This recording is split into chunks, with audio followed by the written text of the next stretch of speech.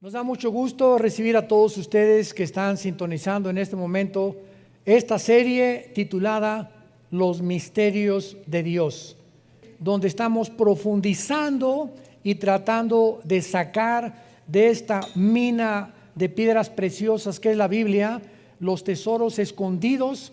Como dice el rey Salomón, gloria de Dios es esconder un asunto y es nuestra responsabilidad sacarlo a la luz. Así que Dios encripta, esconde tesoros, revelaciones en lenguaje metafórico, simbólico, para que nosotros tengamos la diligencia, la perseverancia de estar escudriñando, profundizando y no leyendo ya superficialmente las Escrituras. Y cuando de veras nos abocamos a una investigación profunda de la palabra de Dios, no, como dicen los jóvenes, no nos las vamos a acabar, nos vamos a sorprender, vamos a darle gracias a Dios, porque cada día un cristiano siempre tiene que decir: Dios mío, hoy me sorprendiste con esta cosa que ahora entiendo en la Biblia. Y si ya pasó una semana, 2 semanas que no te ha sorprendido con alguna iluminación que Dios te haya dado en tus devocionales de la Biblia, pues la sigues leyendo superficialmente. Vamos a ver ahora el misterio de la serpiente y de Jerusalén.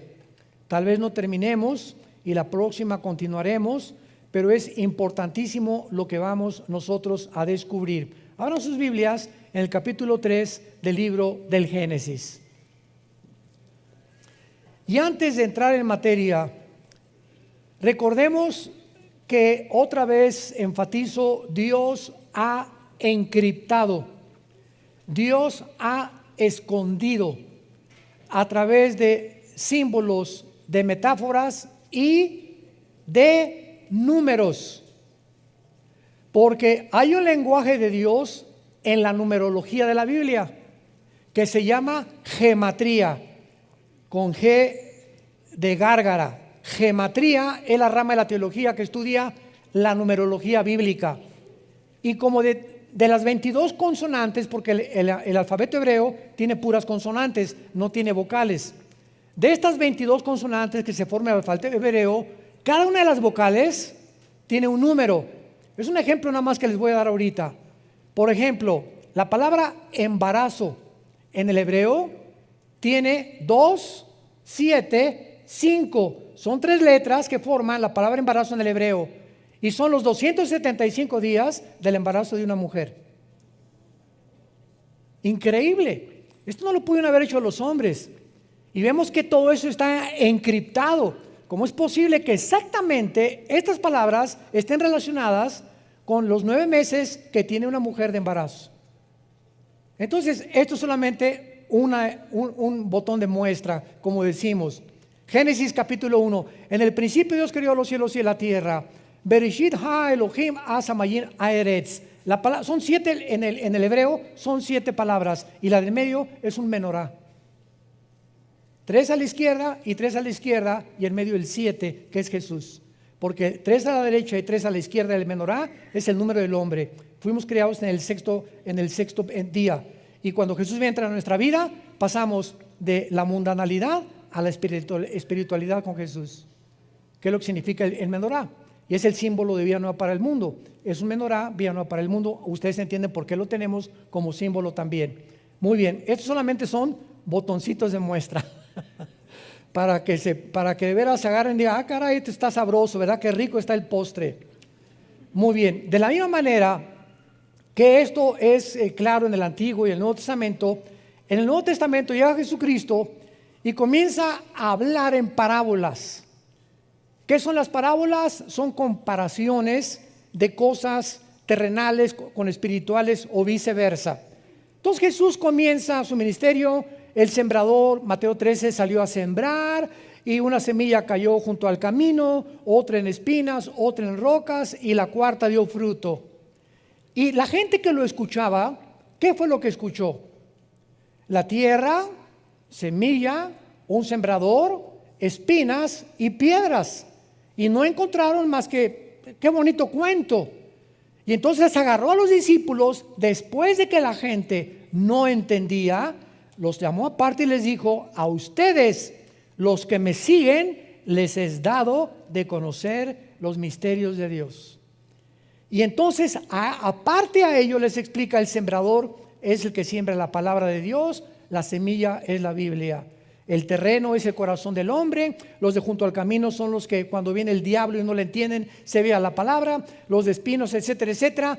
Y él, detrás de un supuesto cuento o una historia, escondió los misterios del reino de Dios, para que hasta los granjeros, hasta los rancheros, cualquier indígena, no importa que no haya de la primaria, puedan entender los misterios escondidos en la Biblia si tienen a Cristo como su Señor. Y así llegamos a Apocalipsis también, que son puros símbolos, que las 7 estrellas, los 7 espíritus, las 7 cabezas, las 10 cuernos, etcétera, etcétera. Y todos estos símbolos están escondidos, pero representan verdades en el Antiguo Testamento. Entonces yo quiero estudiar Apocalipsis, necesito estudiar Daniel, Ezequiel y Zacarías principalmente, que me interpretan los cuernos y las cabezas y las bestias del Apocalipsis, porque la Biblia no es de interpretación privada. Entonces, abriendo la Biblia, encontramos en el capítulo 2 y en el capítulo 3 del Génesis lenguajes encriptados. Génesis 3: la serpiente era astuta más que todos los animales del campo que Jehová Dios había hecho, la cual dijo a la mujer: con que Dios os ha dicho, no comáis de todo árbol del huerto. Inmediatamente, lo primero que discernimos es que no podía ser una serpiente, sino que el mismo Nuevo Testamento, 2 Corintios 11, 2 al 3, les dice Pablo: temo que como la serpiente con su astucia engañó a Eva, vuestros sentidos sean extraviados de la sincera fidelidad de Cristo. Apocalipsis 12, 8 y 9, el dragón, la serpiente antigua que se llama Satanás. Entonces vemos que lo que aparece como un animal en el capítulo 3 del Génesis, sabemos que no era un animal. Una serpiente no camina, una serpiente no habla, y más que nada, una serpiente no razona.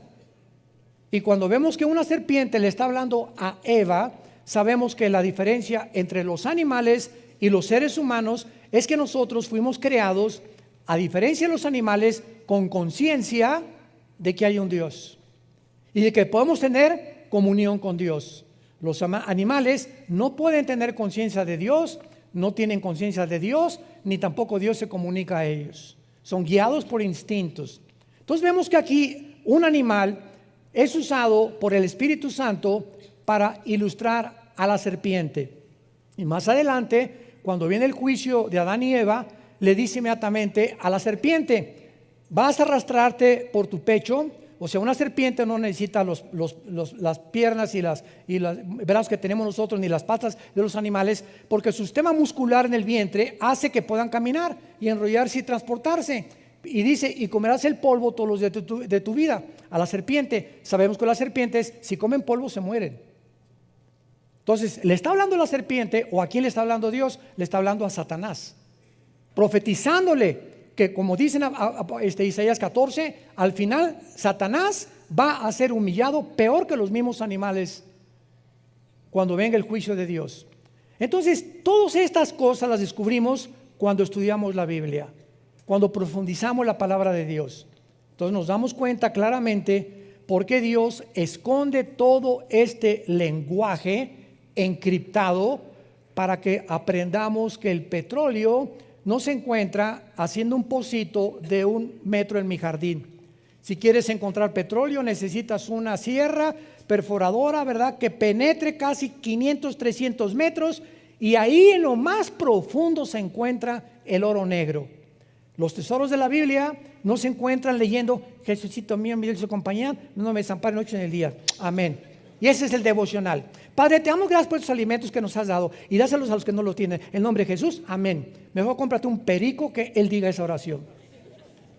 Nos comenzamos a volver autómatas y comenzamos a actuar automáticamente sin ya estar nuestra alma y nuestro corazón ni en los mismos alimentos. Ya lo decimos como algo memorizado, Ya no, Padre, te doy gracias en este momento por estos chilaquilitos. Y en este momento, Padre, te pido por mi hija que se acaba de ir. Te pido por esto, Padre, gracias porque esta mañana nos trajiste con bien. Pero comenzamos a recitar y a volvernos robots religiosos. Y así pasa con la lectura de la palabra de Dios también. Muy bien. Entonces encontramos también, ¿verdad?, que en el huerto del Edén pues había dos árboles, el árbol de la vida y el árbol del conocimiento del bien y del mal. Y la Biblia nos dice en todo lo demás, ¿quién es la vida? Jesús. Yo soy el camino, la verdad y la vida. Entonces yo no voy a tomar un fruto y lo voy a comer y tengo la vida eterna. Dios lo encriptó y no sabemos que es Jesús la fuente de la vida. Pero no vamos a profundizar más porque estoy seguro que se van a empachar. Entonces, antes de poder profundizar, vamos a comenzar desde el principio. Vayamos, por ejemplo, al Salmo 82, versículo 1. La historia del huerto del Edén es una de las historias más famosas. Sin embargo, repito, encierra misterios de la Biblia. ¿Qué fue lo que realmente sucedió en el huerto del Edén? ¿Era la serpiente realmente un reptil que caminaba y hablaba y razonaba? ¿Y los árboles eran simbólicos o eran literales? ¿El fruto que comió Adán y Eva era literal o era simbólico? Y además nos revela la Biblia dónde se encontraba geográficamente el huerto del Edén, porque lo único que sabemos es que salía del Edén 4 ríos, de los cuales uno es desconocido, que tal vez fue erosionado o borrado después del diluvio, que posiblemente haya sido el río Nilo, que es posible. Pero sabemos que salían estos ríos y que estos ríos actualmente descienden por Irak, que es el río Tigris y el Éufrates. El Tigris nace en Turquía y recorre casi todo el Medio Oriente y desemboca en el Golfo Pérsico. Entonces nos damos cuenta que como se encuentra ahorita, si agarro un mapa ahorita y pongo a Israel, y pongo a Jordania, y pongo a Irak, y pongo a Irán, y pongo a Líbano, estas naciones que nosotros vemos geográficamente divididas por fronteras, fueron divididas después de 1920. Antes de 1920, la división geográfica que tiene el Medio Oriente ahorita no existía. Y antiguamente Irak y Siria eran la misma nación. Se le llamaba la nación Asiria y por eso se llama la Mesopotamia. Esto es muy importante. Llega 1922, los ingleses derrocan al imperio turco, al imperio otomano, que tenían el control del Medio Oriente. Los ingleses toman el control del Medio Oriente, viene la declaración Balfour de los ingleses, proporcionándoles a los judíos el derecho de regresar a la tierra, pero pasaron cientos de cosas que impidieron que regresaran, y entonces viene la Segunda Guerra Mundial. Hitler mata a 6 millones, y ante este espectáculo, ¿verdad?, nos damos cuenta que comienza el Medio Oriente a ser dividido, y todas las naciones que forman ahorita el Medio Oriente, de 1925 a 1950, 48, 50, fueron divididas por las Naciones Unidas. Entonces, cuando hablamos nosotros del jardín del Edén, que se encuentra cerca del Tigris y el Éufrates, se encontrará en Irak, pegadito con la frontera con Israel, o se encontrará en la ciudad de Jerusalén. ¿Qué nos dice la Biblia dónde se encontraba el jardín del Edén? Porque en el jardín del Edén, escúchenme, fue el primer lugar donde Dios se comunica con el ser humano. El primer lugar geográfico donde Dios se comunica con el ser humano. Después se rompe la comunión del ser humano con Dios, ¿y qué hace Dios? Dice en Éxodo 25, versículo 8, que Dios les ordena construir el tabernáculo. ¿Para qué? Para que esta comunión que se había roto en el jardín del Edén continuara a través del tabernáculo en el lugar santísimo, donde Dios escogió para morar mientras peregrinaban en el desierto. Después desaparece el tabernáculo y entonces viene el templo de Salomón, que fue el que destruyó antes de Herodes. Herodes lo vuelve a reconstruir otra vez, pero Dios siempre está buscando la manera de tener comunión con nosotros. Y si Dios comenzó en Jerusalén, que posiblemente, vamos a verlo, que Jerusalén tenía el huerto de Getsemaní, lo más seguro que el jardín del Edén se encontraba en el huerto de Getsemaní. Era el lugar donde Dios se encontró con su Hijo y donde fue crucificado, donde comenzó la humanidad y la comunión con Dios. Dios regresará otra vez al mismo lugar a habitar en medio de nosotros.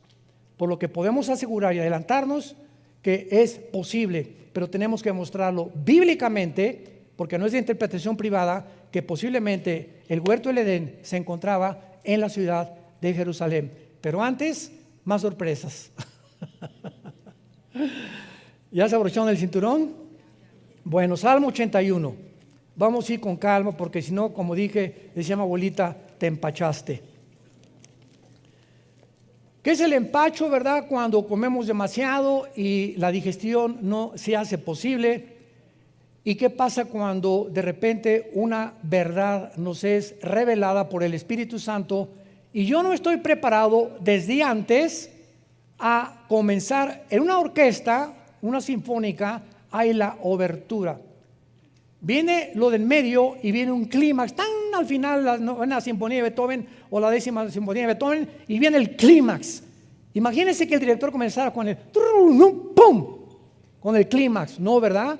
Sino que comienza la sinfónica, tararán, tararán, tararán, tararán, y nos va llevando los que aman la música clásica, y siempre en las oberturas y las sinfónicas hay un clímax, los músicos lo saben. Y así nos lleva Dios. No nos lleva Dios y nos dice a un niño de 3 años, ¿cuánto es la raíz cuadrada de 27? Y el niño, ¿perdón? Apenas sabe multiplicar y dividir. Entonces, así es la Biblia. Cuando hablamos de muchas cosas demasiado profundas, que ya estamos grandecitos para aprenderlas, es cuando comenzamos a girar, y si no explicamos desde la A, la B, la C y la D, se empachan. No hay una palabra teológica para esto, más que se marean o les cayó mal o no han digerido espiritualmente lo que la Biblia dice. Romanos 82, Salmo 82. Dios está en la reunión, no oigo. No oigo. No tengan temor, dicen, no le saque. ¿Está en la reunión de qué? ¿Nunca te has preguntado eso? ¿Cuáles dioses? ¿Qué acaso Jehová, Dios, Deuteronomio 6, del 8 al 10, Shema Yisrael, Adonai Eloheinu, Adonai Echad, oye Israel, el Señor Dios Jehová tu Dios uno es? ¿Qué no es uno Dios? ¿Quiénes son estos dioses que continuamente habla la Biblia? ¿Y cómo es posible que diga que Dios, porque apúntalo, la palabra Dios es Eloah, y cuando se le pone el I-N, Elohim, es plural? Entonces, aquí encontramos al Dios singular en medio de dioses. Y vamos a ver quiénes son estos dioses que la Biblia menciona, porque dice en medio de los dioses juzga, no dice juzgan. O sea, lo primero que encontramos es la palabra traducida a Dios o Dios es Elohim, que es una de las palabras más usadas en el Antiguo Testamento, porque en Éxodo 2:21-6 se traduce jueces. A muchos jueces se les decía dioses. Dioses paganos, Éxodo 18:11. A los ángeles muchas veces, Salmo 8, versículo 5, se tradujo Elohim, se les llama dioses. Y a hombres, en Éxodo 7:1, le dijo Dios a Moisés, Aarón me será Dios ante Faraón. Muy bien, ahora vamos a entender esto. Cuando nosotros hablamos y decimos, creo en Dios, no estamos diciendo nada, porque el diablo también cree. El diablo no es ateo. Una vez una señora me dijo, yo creo en Dios, y le pregunté inmediatamente, ¿en cuál? ¿Cómo que en cuál? Los hindúes tienen 6 millones de dioses. Los griegos tenían su mitología griega al dios Neptuno, al dios Zeus, etcétera, etcétera. Cuando me dice, creo en Dios, ¿qué me está diciendo la señora? Usemos la lógica elemental. Estoy creyendo, yo creo que hay algo superior. Nada, es lo único que me está diciendo. Algo superior. Ok, hay muchas cosas superiores que se les llaman dioses en la Biblia. A los ángeles, a muchos demonios se les llaman dioses. A todas las criaturas divinas Debajo de Dios se les llama dioses. Y hay personas que se les llamaron Elohim también en el Antiguo Testamento. Ahora bien, este término Elohim se aplica también a los ángeles caídos, como a los ángeles obedientes. Y cuando Satanás tienta a Eva, ¿se acuerdan qué le dijo? Serán, pero está en plural, no dice serán como Dios, ahí apúntalo, es Elohim, serán como los dioses. O sea, Satanás dice, hay un mundo, una dimensión invisible en el universo de criaturas que Dios ha creado debajo de él, pero que están bajo el gobierno de Dios, y todas esas criaturas se llaman dioses porque gobiernan o tienen autoridad espiritual. Entonces, lo que le estaba diciendo la serpiente o Satanás a Eva es: tú puedes tener un conocimiento de el que tenemos nosotros allá arriba en el cielo. Y cuando Adán y Eva supuestamente se comen el fruto prohibido, más adelante dice Dios en el capítulo 3, tratemos de impedir que regresen al huerto del Edén, porque si comen del huerto del Edén en estado caído, van a vivir eternamente. Entonces, cuando Dios los saca del huerto del Edén, hace en su misericordia, porque no podían vivir en pecado eternamente. Entonces fue una misericordia de Dios lo que hizo. Pero Dios hace una cosa tremenda en Génesis 3: serán como nosotros, sabiendo el bien y el mal. Si ellos comen otra vez, serán como nosotros, sabiendo el bien y el mal. Fue una parte de la verdad que Satanás le dijo a Eva, mezclada con la mentira. Muy bien, veamos en Deuteronomio capítulo 32, que cuando sacrificaron los mismos judíos que Dios les había prohibido, todas las estatuas y todos los ídolos que todas las culturas a través de la historia han levantado, se les llama dioses. El dios Tlaloc, tu padrino, el dios de los vientos, el dios Zeus. Al diablo se le conoce como un dios también. Entonces, cuando decimos Dios, ¿qué queramos decir? Un ser superior nada más. Entonces, cuando yo digo creo en Dios, no digo nada. Creo en Dios, el Padre de Jesucristo, mi Señor y Salvador. Ya estamos aterrizando. Es el único Dios vivo y verdadero. Los demás no tienen el poder que tiene el único Dios. Y su nombre no es Dios, es Yahweh, que es yo soy el que soy. Ese es el nombre de Dios. No es Pancho, no es Miguel, no es Dios. Él es el Dios y Padre de Jesucristo, o el Padre de Abraham, de Isaac y de Jacob. Así aterrizamos y nos ponemos exactamente en la atmósfera adecuada para poder realmente entender la Biblia y a quién le estamos orando. Porque hay mucha gente que ora, dice a Dios, y le están orando al mismo diablo y a los mismos demonios. Lo vamos a comprobar. Deuteronomio 32, versículo 17. Dice Moisés: sacrificaron a los demonios y no a Dios. A dioses, o sea, a los demonios, se le está llamando dioses. A dioses que no habían conocido, a nuevos dioses, otra vez ponle ahí, es Elohim, venidos de cerca, que no habían temido nuestros padres. ¿Ya van avanzando? Ya van descubriendo que esa palabra Elohim no habla más que en plural de dioses, y Dios singular Eloa. Cuando es el in aumenta el plural en el hebreo. Entonces nos damos cuenta que cuando muchas personas se hincan delante de una estatua, de una virgen o de un santo, o si, esta, nuestra hija Natalia, que acaba de casarse, se fueron a Bali en luna de miel. Me dice: papá, es el lugar más barato de México, de más que la Riviera Maya. En Bali, $100 diario con todo incluido en los hoteles, no te imaginas, pero está a casa allá donde nace el aire. Yo le digo a mí, no, que me inviten, me aviento 18 horas en el avión y ¿para qué fui, verdad? Bueno, se fueron para allá y me decía, papá, no te imaginas la cantidad de templos que había por todos lados. Y diferentes estatuas, diferentes ídolos y las, ¿cómo se llama? Las que ponen arriba de las iglesias también. Y bueno, por todos lados, todos estos ídolos y todo Tlaloc y a todo lo que el mundo le llama dioses o implica algo con lo sobrenatural, son demonios. Detrás de esas construcciones, que de alguna forma magnética atraen a esas personas a que los adoren. Entonces, al estarte inclinando detrás de una estatua, sin que tú lo sepas por tu ignorancia, estás adorando dioses espirituales, paganos, que la Biblia le llama demonios. Cuando la mujer samaritana se enfrentó con Cristo, ¿se acuerdan Juan 4? ¿Qué le dijo a la mujer samaritana? A ver, bueno, soy adúltera, parrandera y jugadora. Y tengo 5 maridos.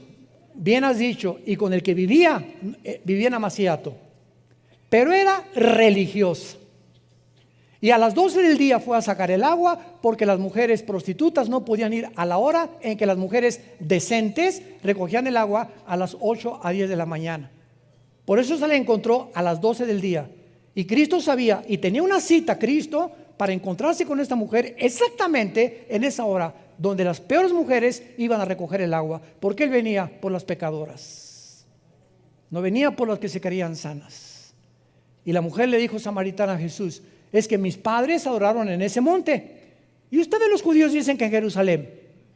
Era samaritana ella, peleados con los judíos. Y Cristo, ¿qué le contesta? Mujer, la hora viene cuando ni acá, ni allá, ni allá, ni en ese templo, ni en esa iglesia, ni acá, ni musulmanes, ni hindúes, en ningún lado se encuentra la adoración, porque mi Padre es espíritu, y los que le adoran en espíritu y en verdad es necesario que le adoren. Pero Jesús, antes de esta explicación, le dice, créeme a mí. ¿Cómo podemos encontrar cuál es la verdadera religión? No hay ninguna verdadera religión. Créele a Jesús. No seguimos ninguna religión. Cuando me dicen en Estados Unidos, en las aplicaciones, ¿a qué religión pertenece? Le pongo ninguna. A ver, venga, ¿para qué oiga, pero usted es pastor, ¿cómo que no? Yo no soy religioso. El cristianismo no es una religión, Señor. Discúlpeme, pero lamento su ignorancia. El cristianismo es una relación personal. Usted puede ser católico, remojado, bautizado, con viernes primero, hindú, etcétera, etcétera, e irse al infierno. La religión no salva a nadie. Jesús vino al mundo para invitarnos a que le abriéramos nuestro corazón y que nos quitara las vendas y guiarnos a la verdad. Y seguimos a un hombre llamado Jesucristo, que fue crucificado, enterrado y resucitado los 3 días. Él es nuestro Dios. Todos los demás son dioses falsos. Dice Santiago 2, los demonios también creen y tiemblan, pero nunca obedecen. Entonces vamos entendiendo y aclarando toda la terminología y todas las raíces etimológicas de las palabras, porque los medios de la televisión, los periódicos, los comentaristas, los entrevistadores, los supuestos politólogos, filósofos que hay en el mundo no tienen ni idea de lo que es el cristianismo. Y siempre lo relacionan con que es una religión, por ignorar la Biblia, porque es lo que se ha transmitido por tradición desde hace mucho tiempo.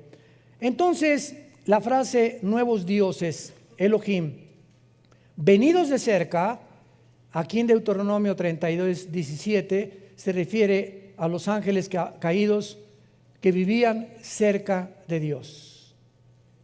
Dios y que ahora operan perversamente en el mundo. Ahora vayamos a Ezequiel capítulo 5, versículo 5. A mí me parte el corazón cuando alguien viene a la iglesia sin Biblia. Venir a la iglesia sin Biblia es como haber ido ayer al Estadio Azteca y ver a América Chivas sin pelota. ¿Verdad? Si vas a un partido de fútbol y no tienes pelota, pues ¿para qué juegas? Venir a la iglesia sin Biblia es lamentable. Ezequiel 5, versículo 5, tremendo. Así ha dicho Jehová el Señor. Esta es, ya vamos comenzando a bucear. Ya estamos como a 10 metros de profundidad. Esta es Jerusalén, la puse en medio de las naciones y la tierra de alrededor. Apunta la palabra en medio en el hebreo. Es la palabra Tawech, como suena con T de tío, A-W-S-H, Tawech, y significa ombligo. Significa ombligo. La puse como el ombligo de las naciones. Es el centro de donde nosotros nacimos. ¿Qué es el ombligo? La parte física de mi anatomía que tenemos aquí, el agujerito que tenemos aquí, y con el cual estábamos conectados en la antigua vida, cuando estábamos en el líquido simniótico, ¿verdad?, de mamá. Ahí era lo único que nos conectaba. Y cuando nacemos a esta dimensión y salimos de la dimensión de la matriz de la mamá al mundo, lo primero que hacen es que cortar el cordón umbilical, que ya nos separa de la antigua vida a la nueva vida. Y cuando Dios le llama a Jerusalén el ombligo, está diciendo que desde ahí nació la ley, de ahí Dios vino a morir, ahí fue crucificado, ahí estuvo en el huerto del Edén, ahí fue donde el monte Moría. Abraham iba a sacrificar a Isaac. Ahí estuvo el templo de Jerusalén, el templo que está ahorita debajo de la cúpula de la mezquita de Omar. Es el centro de todo, y ahí en Jerusalén comienza la tercera guerra mundial, y en Jerusalén Dios bajará de su tercer cielo a poner su trono en la tierra en Jerusalén. Es el lugar más santo que existe en toda la historia del ser humano. La ciudad más perseguida, más odiada, la más controvertida de todas las cosas,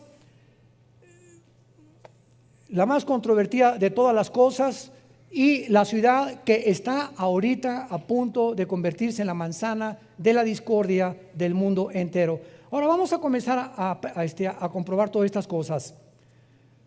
Otros han colocado el huerto del Edén en Israel, en el monte de Sión, y de acuerdo a la historia de los judíos y al lugar donde Dios creó a Satanás, fue en el Edén.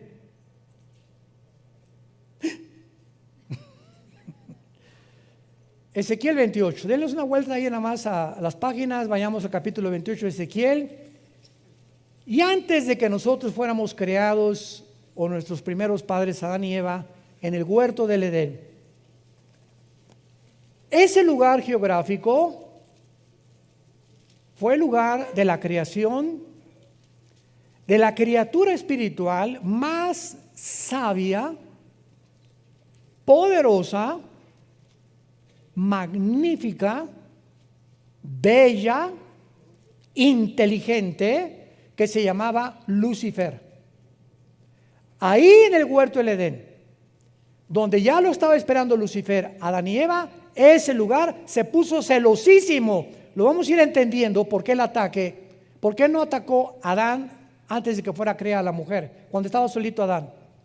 ¿Por qué cuando ya Dios saca a la mujer del hombre, es cuando Satanás se pone celoso y ataca a la mujer? Lo vamos a ver después. Bueno, aquí en Ezequiel 28, versículo 12 en adelante, vemos lo que iniciamos al principio. Hijo de hombre, Ezequiel 28, 12.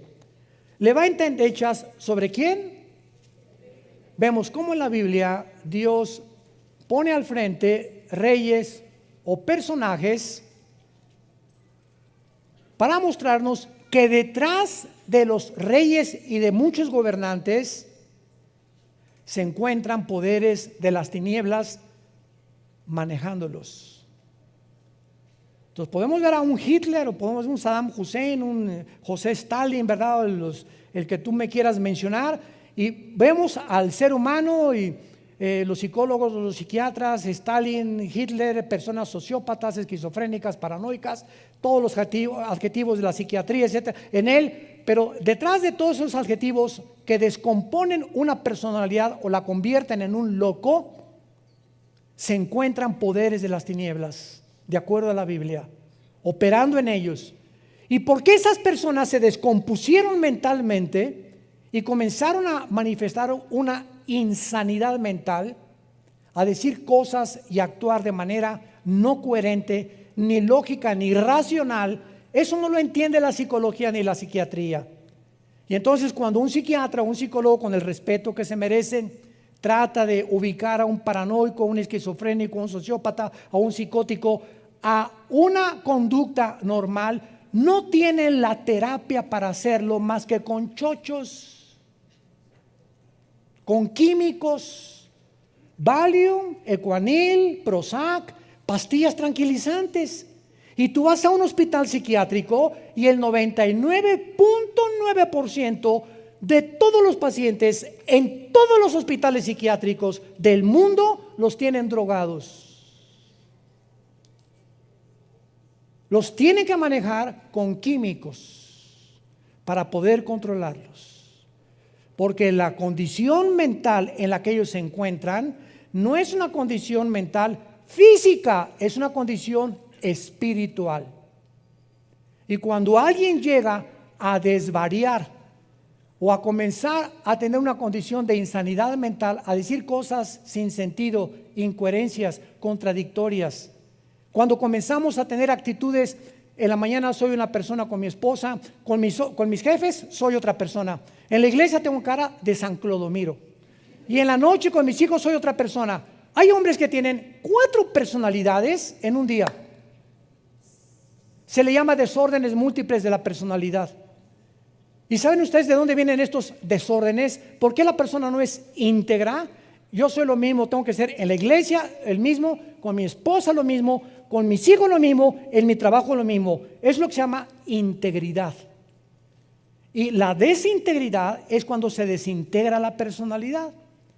Y cuando venimos a Cristo, Él trata de que seamos íntegros de una sola pieza, porque eso nos da estabilidad mental.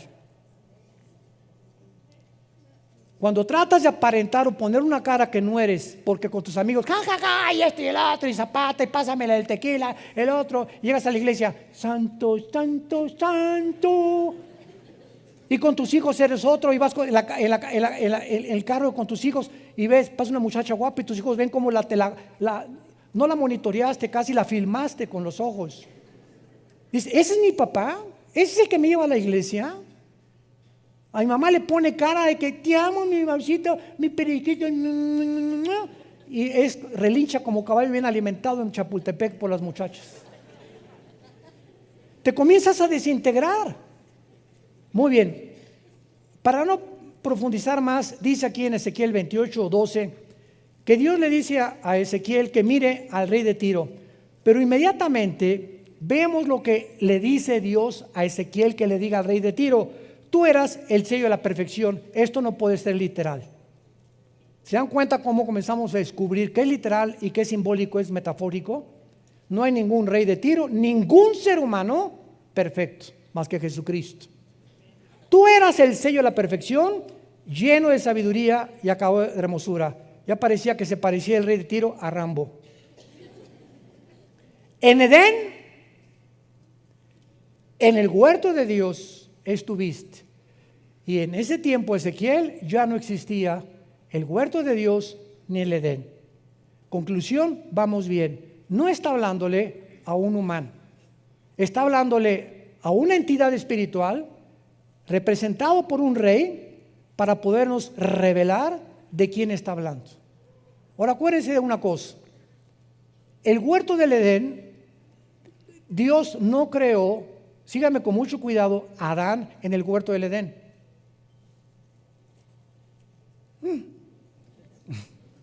Si leen ustedes capítulo 2 del Génesis, van a ver ustedes que Adán fue creado en el Edén. El Edén es la zona geográfica que cubría tal vez la mitad de la tierra. Y el huerto del Edén fue puesto dentro del Edén. El huerto, un jardín en medio de la zona geográfica que se llamaba Edén. Entonces, el huerto era un jardín especial donde el ser humano iban a ser probados. Y Dios crea en el Edén Adán, y ahí lo dicen en Génesis capítulo 2, y lo coloca en el huerto. La única que fue formada en el huerto fueron ustedes, las mujeres, en el paraíso de Dios. Con razón. Con razón nos traen como nos traen, ¿verdad? Hoy en la mañana se lo dije a mi esposita y me dijo, ay, qué bonita cosa me has dicho, con razón, ¿verdad? Le digo, con razón te amo tanto. Las mujeres fueron creadas en un paraíso, nosotros en el barro y en la tierra y en el lodo. Y ya que estábamos en Edén, de ahí fueron ustedes sacadas dentro de nosotros con otro cromosoma que nosotros no tenemos, que son los dos cromosomas X, y a Dios nos dejó el cromosoma Y genéticamente para hacernos completamente distintos. Pero esto es muy interesante, porque cuando venimos a la Biblia y encontramos en Edén, pero no solamente dice, sino que dice en el huerto de Dios, significa que no solamente estaba Lucifer en el Edén, sino que ahí estaba corroborando lo que Génesis 3 dice, en el huerto de Dios. La palabra huerto también se puede traducir como es la palabra Gan, G-A-N en el hebreo, Gan, y es jardín, también se puede traducir el jardín o el huerto de Dios. Pero vayamos más adelante. En Edén, en el huerto de Dios estuviste, está hablando de Lucifer. Ha sido la criatura, el querubín más perfecto, más sabio, más inteligente que Dios creó en el universo. Y vean lo que dice Dios, que Lucifer estaba vestido con piedras preciosas, cornerina, topacio, jaspe, crisólito, berilo, ónice, zafiro, carbunclo, esmeralda y oro. Cuando vemos las vestiduras del sumo sacerdote en el Antiguo Testamento, y cuando él entraba al lugar santísimo en el mes de septiembre, ahorita nos encontramos en el mes de septiembre, octubre, en Tishri, ahorita es Rosh Hashanah, para los judíos, que es la fiesta de las trompetas. Muchos creen que en esta época es cuando Cristo viene del arrebatamiento. Muchos creen, no estoy seguro, puede ser o no puede ser, pero no sabemos eso, no podemos ser dogmáticos. Pero cuando el sacerdote entraba al lugar santísimo en este mes de Tishri, entraba con una fila de piedras preciosas, y son las piedras preciosas que usaba Satanás. Son exactamente las piedras que encontramos aquí también. ¿Qué nos habla esto? Que Satanás, antes de caer, no era su nombre. Satanás significa adversario, si lo quieres apuntar, en el hebreo Satán. La palabra diablo tampoco es su nombre. La palabra diabolos en el griego significa el que acusa o el que calumnia, pero su nombre es Lucifer. Ese es el nombre de Satanás y del diablo, Lucifer. Los demás son títulos. Entonces, Lucifer, de acuerdo a la Biblia, era o ejercía una especie de sacerdocio en el cielo. Vamos a seguir leyendo. Todas estas cosas, dice la Biblia, esmeralda, los primores de tamboriles y flautas, estuvieron preparados para ti en el día de tu creación. Aquí la palabra creación es bara, de las tres palabras que hay, significa de la nada. O sea, Lucifer apareció, jamás había existido, porque no es eterno más que Dios. Versículo 14, querubín grande y protector. Lucifer es un querubín caído, no es un ángel caído, es un querubín caído. Tratemos de explicar. El rango más alto de los ángeles son los querubines. Podríamos llamarles un ejército, los generales de división. Los coroneles o los tenientes coroneles son los serafines. Y debajo de los serafines están los ángeles. Entonces los ángeles significa malak, con K en el hebreo, mensajeros. Nada más. Nunca Dios ha mandado querubines más que en el huerto del Edén y en el tabernáculo, en el arca del propiciatorio, porque a los que Dios manda a la tierra son ángeles, y uno de ellos, el más importante, es Gabriel. Entonces los querubines es el rango más alto de las criaturas de Dios. No todos son ángeles. Los ángeles son los mensajeros, los serafines están alrededor del trono de Dios, esos jamás han bajado a la tierra, y los querubines, más que Satanás, ha bajado al mundo algunas veces, como lo vamos a ver. Y se le llama protector. Pregunta, ¿a quién protegía querubín. ¿Se fijan? Cuando estudiamos la Biblia, comenzamos a preguntarnos, y no nada más así, tú querubín protector, te puse el santo monte de Dios, estuviste, amén. ¿Por qué se le llama protector? ¿Había alguien a quien tenía que proteger? Lucifer, ¿te has preguntado eso? Vean ustedes cómo podemos descubrir los tesoros de la Biblia. Aun cuando Lucifer no había caído, existía en los ángeles la posibilidad de rebelarse contra Dios. La misma capacidad que tenía Adán y Eva, que fueron creados sin pecado, pero con la posibilidad de rebelarse contra Dios. O sea, los ángeles podían pecar, Adán y Eva podían pecar. Cristo, cuando fue tentado por el diablo, pregunta, ¿podía pecar? No, no podía pecar porque es Dios. Y él no fue tentado en su divinidad. Cristo no podía pecar. Entonces, cuando Dios lo enfrenta con Satanás a Cristo, no era para probar si él podía pecar, porque Dios sabía que no podía pecar, él era Dios, era su hijo, sino para demostrar que no podía pecar. Es como cuando un ingeniero hace un puente y lo inauguran y prueban el puente, no para ver si se va a caer, para demostrarle al mundo que el puente fue construido para que no se caiga. Entonces, Cristo no podía caer en tentación porque Él era Dios. Esto es muy importante en la teología, a los que estudian teología. Entonces, Satanás sí podía caer y Adán y Eva sí podían caer y cayeron. Entonces, Lucifer estaba cuidando que cuando hubiera una rebelión en el cielo, él protegiera a Dios. Y al que Dios crea para que lo protejan y cuiden el reino de Dios en el cielo, es el primero que se rebela y inicia la rebelión en contra de su creador. Ahora entendemos por qué dice la Biblia en 2 de Pedro que a los ángeles no los perdonó Dios. Yo recuerdo antes de ser cristiano, le platiqué a mi esposa también hace como una semana, que una de las cosas que más me impedían a mí ser cristianos es que a mí siempre me ha gustado pensar mucho y leer mucho desde niño. Y yo les preguntaba a los cristianos, a mi hermano y otros que me llegaron a Cristo después, ¿Dios es bueno? Sí. ¿Por qué no perdona a Satanás? ¿No es misericordioso Dios? ¿Por qué no lo perdona? Y no me contestaban. Y este hombre se llamaba Giovanni Papini. Es un libro que él escribió, Giovanni Papini, tratando de criticar y de juzgar así. ¿Y por qué si Dios sabía que Lucifer se iba a rebelar? ¿Para qué lo creó? Y son preguntas que requieren respuestas y que las tenemos en la Biblia. Entonces, cuando Dios crea a los ángeles, no crea a una entidad espiritual o entidades robots. Tenían que tener la capacidad de elegir libremente. Y como ellos fueron creados cerca de Dios y vieron a Dios, a los que mucho se les da, mucho se les pide. Por haber vivido tan cerca de Dios, no los perdonó Dios. Los seres humanos, los cristianos, nunca, dice 1 de Pedro, hemos visto a Dios. Confiamos y creemos en aquel a quien hemos visto. Vivimos por fe. ¿Qué es la fe?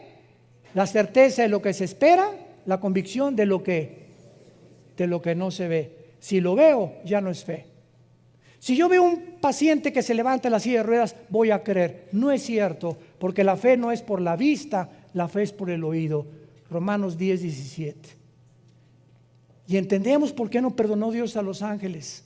Y cuando venga el infierno y el lago de fuego, ya no va a haber tampoco misericordia en el juicio final para los seres humanos, que Dios les brindó la oportunidad, como te la brinda en esta tarde, de venir a una cruz y que escojas la vida en lugar de la maldición, simplemente porque te encarcelaste en tu orgullo, en tus pecados, en tu dureza de tu corazón, y por ello serás responsable de las consecuencias de tus acciones y tus palabras en el día del juicio. Tú, querubín grande y protector, te puse en el santo monte de Dios. El santo monte de Dios es Jerusalén. Los rabinos judíos le llaman el monte del templo, porque Jerusalén está construida en una montaña. Cuando vayamos a Jerusalén el año que entra, vamos a ver todo eso geográficamente, con PowerPoint y todo. Va a ser un viaje maravilloso en junio del año pasado. Inscríbanse los que puedan ya desde ahorita. Va a ser un viaje, a lo mejor será el último que hagamos, no lo sabemos, ¿verdad? Pero es increíble cuando llegas a Jerusalén y aterrizas ahí en Tel Aviv, te bajas del avión, inmediatamente hay una atmósfera que no está ni en la Riviera Maya, ni en Acapulco, ni en Puerto Vallarta, ni en Bali, ni en Hawái, ni en ningún lado. Es una atmósfera que comienzas a sentir que estás en un lugar verdaderamente santo. Y aunque hay una religiosidad impresionante en Jerusalén, nos damos cuenta ahí cuando caminamos por la vía dolorosa, donde Cristo cargó la cruz, cuando llegamos al monte, donde fue enterrado Jesús, y al huerto de Getsemaní y todas cosas, sientes inmediatamente, de veras lloras. Hay una sensación en el aire que te hace llorar porque estamos conectados con Dios. Y toda la demás gente que llega y todas las demás religiones como si nada, como fueran a Cancún, a Acapulco, o a Tasco, o a San Miguel Allende. Pero cuando eres hijo de Dios y estamos conectados con la dimensión espiritual de Dios, todo nos afecta porque sentimos inmediatamente que Dios nos está hablando en cada lugar donde vayamos a ir. Lo más importante de esto, para terminar, dice aquí en Ezequiel 28, y lo vamos a dejar de tarea para la próxima clase. Dice en el versículo 17, el pecado de Lucifer: se enalteció tu corazón a causa de tu hermosura, corrompiste tu sabiduría a causa de tu esplendor, te arrojaré por tierra, delante de los reyes te pondré para que miren en ti. Por favor, pongan atención, versículo 18, con la multitud de tus maldades y con la iniquidad de tus contrataciones. La palabra reculá en el hebreo, que se tradujo contrataciones, es comercio o tráfico. Aguántense.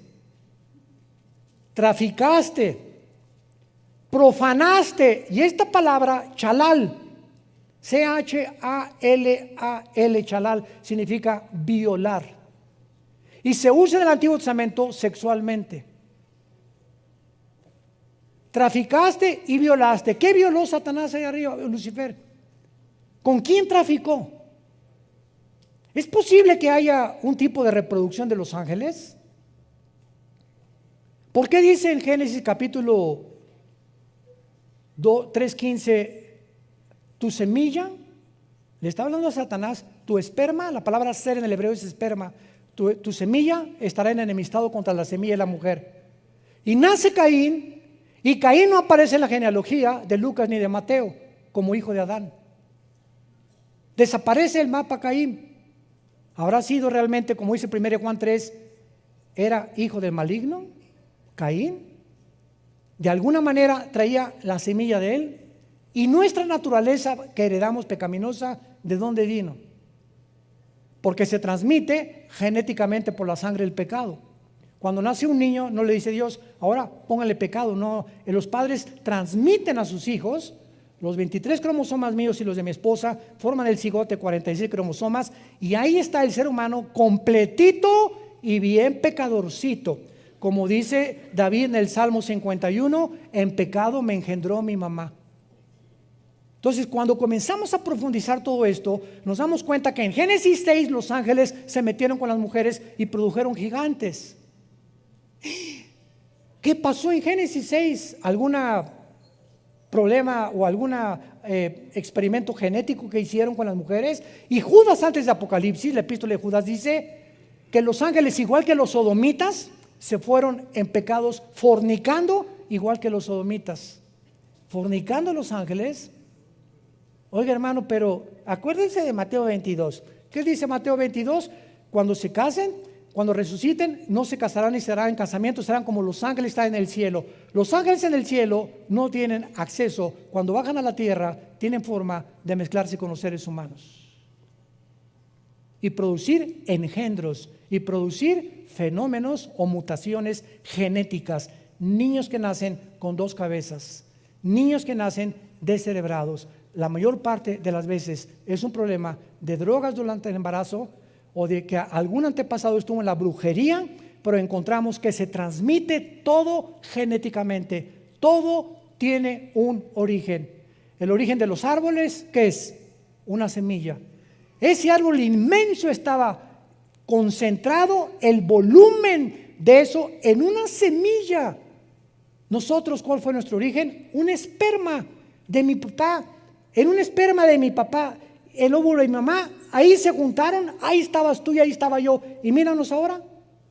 Cerebro, orejas, oídos, páncreas, hígado, sistema cardiovascular, gastrointestinal, piel, millones de células, de cromosomas, etcétera, etcétera. Todo en una semilla. Seguiremos estudiando. Te damos gracias, Señor, por tu palabra. Vida Nueva para el Mundo se sostiene y propaga el mensaje de salvación de Jesucristo gracias a Dios y a tus donativos. Llevemos juntos el Evangelio de Jesucristo al mundo entero. Realizamos eventos, seminarios, congresos y diferentes programas para dar a conocer el mensaje de salvación y el poder de nuestro Señor, transformando y edificando vidas de mujeres, hombres, niños alrededor del mundo. ¿Qué pasa cuando decides hacer tu donativo? Aunque no puedas llevar la palabra personalmente a todo el mundo, de esta forma lo estás haciendo. Con tus donativos o aportaciones, estás sembrando y formando parte de lo que Dios está haciendo en su obra. Estás ayudando a traer luz a la oscuridad, paz al conflicto y esperanza a los que no tienen ninguna. Dona desde México.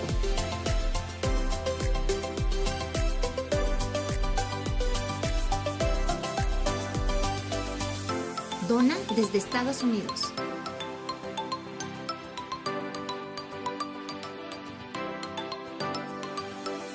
Para el resto de donaciones de otras partes del mundo, www.vidanuevaparelmundo.org.mx/dona. Estamos cumpliendo la gran comisión. Por tanto, vayan y hagan discípulos a todas las naciones, bautizándolos en el nombre del Padre, del Hijo y del Espíritu Santo, enseñándoles que guarden todas las cosas que les he mandado. Y he aquí que yo estoy con ustedes todos los días hasta el fin del mundo.